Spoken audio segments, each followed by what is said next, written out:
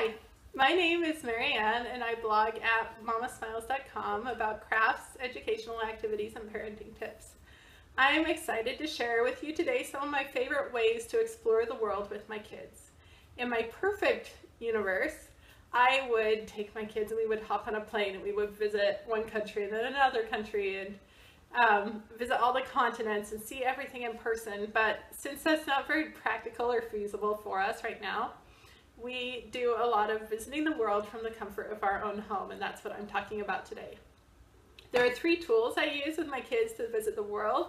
The first is a large world map, the second is a globe, and the second and third is our puzzles.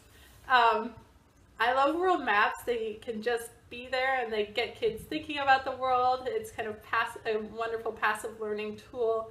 You can also use it for fun games like we would like to play Guess the Weather, and we'll take a day and we'll try to guess which countries might have weather like ours, which might have weather that's different, and then we'll go on weather.com or another weather site and look up what the real temperatures are and see how close we were to being right. Fun games like this help our kids know where different places in the world are, and it also builds awareness about what those places are like. If you have a globe, one of my favorite games with a globe, I've been playing this, I played this when I was a little kid.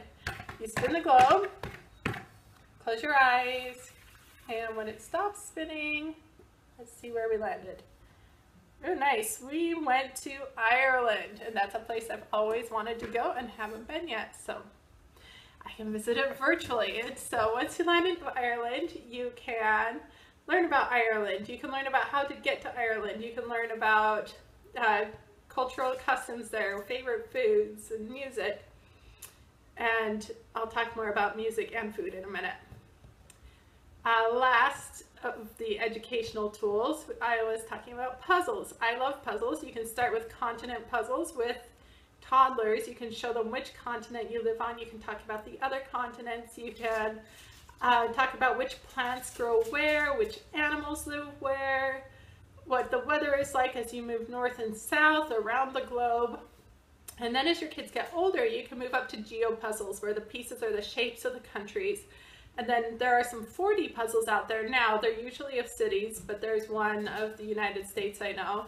And you put the puzzle together, and then the fourth dimension are these little landmarks that you place on the puzzle.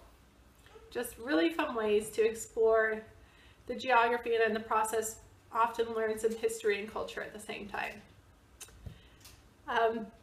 Grocery shopping is something that we do every week, and it has a lot of learning potential. Pick up a bunch of bananas and look at the label, see where they're from. Now, why are we getting bananas from there? What is it about that country that makes it a good place to grow bananas? How did the bananas get to us? What is life like for somebody who grows the bananas?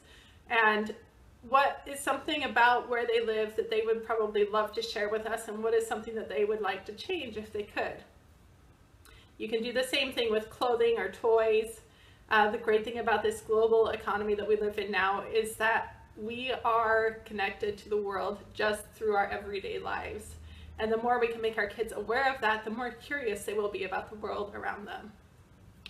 Lastly, I'm going to talk, one more thing with food is take the bananas home, look up a recipe from the country where the bananas were grown, and try that banana recipe or another food recipe. It doesn't have to use bananas. There are lots of bloggers on the web who have made series of traveling the world through dishes, and it can be an exciting way for kids to literally taste the world.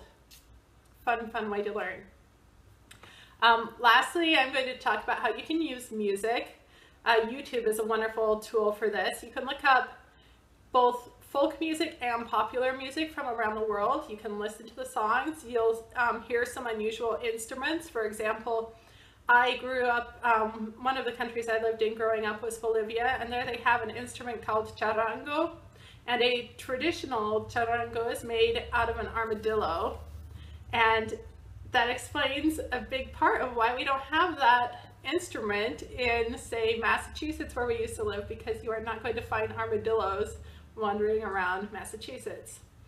And you can see how what is available influences what instruments are made and what sounds are placed into folk music especially, and then folk music tends to then influence popular music as well. And you can see how we get this cultural fusion thanks to our global economy, where you can have African rhythms in American popular music, and you will see influences from the Beatles going into popular music across the world.